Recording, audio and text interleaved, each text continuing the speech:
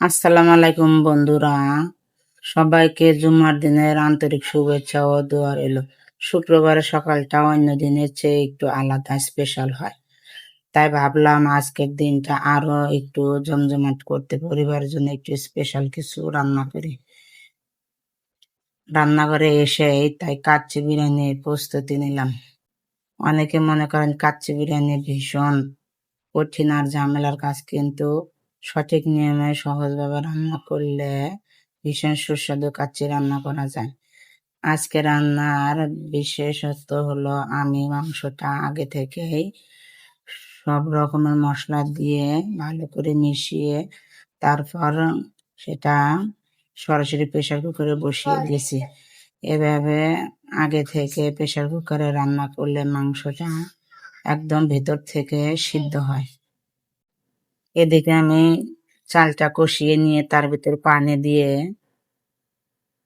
একটুখানি জালে রেখে দিলাম।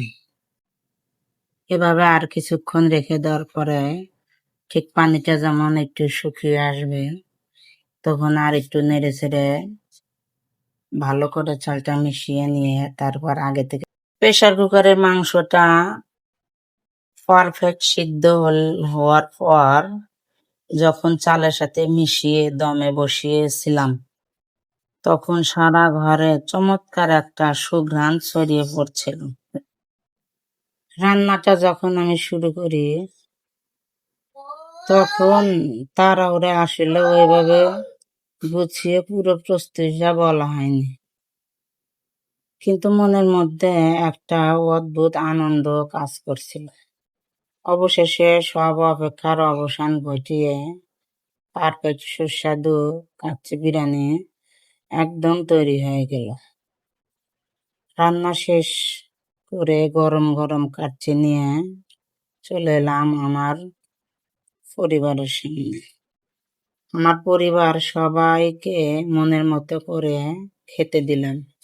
ব্যস্ত জীবনের সব ক্লান্তি এক নিমেষেই মুছে যায় যখন দেখা যায় পরিবারের সবাই একসঙ্গে বসে তৃপ্তি করে খাচ্ছে। পরিবারের সঙ্গে এই অল্প কিছু সুন্দর সময়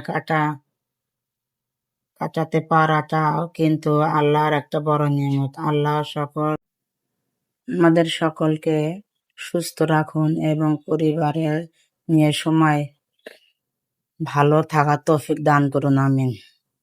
আমার এই রেসিপি গল্পটা ভালো লাগলে, আমি নতুন সেভাবে গুছিয়ে বলতে পারি নাই, সবাই আমাকে সাপোর্ট করবেন, দোয়া করবেন। আল্লাহ হাফেজ।